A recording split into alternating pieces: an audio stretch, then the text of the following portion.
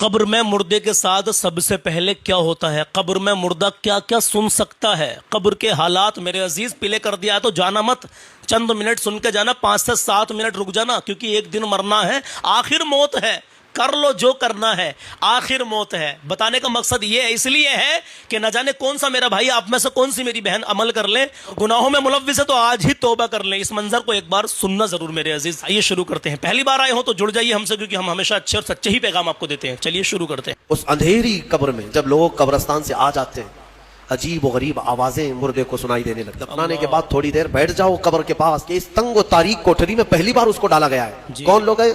جو اللہ تبارک و تعالیٰ کے پرہیزگار بندے کون ہوتے ہیں؟ ان کے بارے میں اللہ فرما رہا ہے کہ جب ان کے پاس قرآن کی آیتیں تلاوت کی جاتی ہیں تو ان کا ایمان بڑھ جاتا ہے۔ وجلت قلوبہم، ان کا دل ہلنے لگتا ہے شوق سے اللہ کی بارگاہ میں۔ حضرت امام اعظم ابو حنیفہ رحمۃ اللہ تعالیٰ نے مغرب کی نماز کے لیے حاضر ہوئے، صرف قاری قرآن نے اذا زلزلت الارض زلزالہا یہ سورہ پڑھی، اتنا رونے لگ گئے، اتنا رونے لگ گئے۔ اس میں قیامت کا ذکر ہے کہ یاد کرو کس چیز کو؟ جب زمین ہلا دی جائے گی، وَأَخْرَجَتِ الْأَرْضُ أَثْقَالَهَا، اور زمین کے اندر کی ساری بوجھل چیزیں نکال دی جائیں گی باہر، زمین سب اگل دے گی۔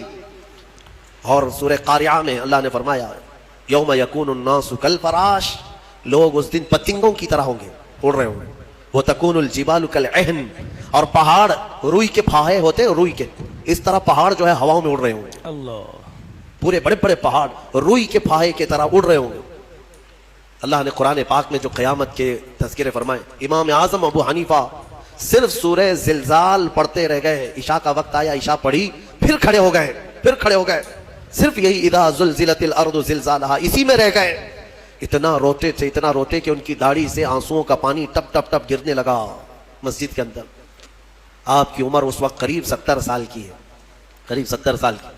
میں بتاتا ہوں، جس امام اعظم نے 4000 ختم قرآن کیے ہیں، 5 لاکھ حدیثیں انہیں یاد ہیں، 1000 سے زیادہ بڑے بڑے محدث شاگرد پیدا کیے، سبحان اللہ، اور لاکھوں مسائل کا حل بیان کر دیا، امت پر اتنا بڑا احسان ہے۔ وہ امام اعظم ایک سورہ پڑھ کر کے رات کے وقت کیا کہہ رہے ہیں جانتے ہیں؟ ان کے ایک شاگرد ہیں مسعر، وہ کہتے ہیں میں رات کے وقت جا کر دیکھا میرے استاد ابھی تک کھڑے، مغرب میں جو گئے تھے ابھی تک کھڑے۔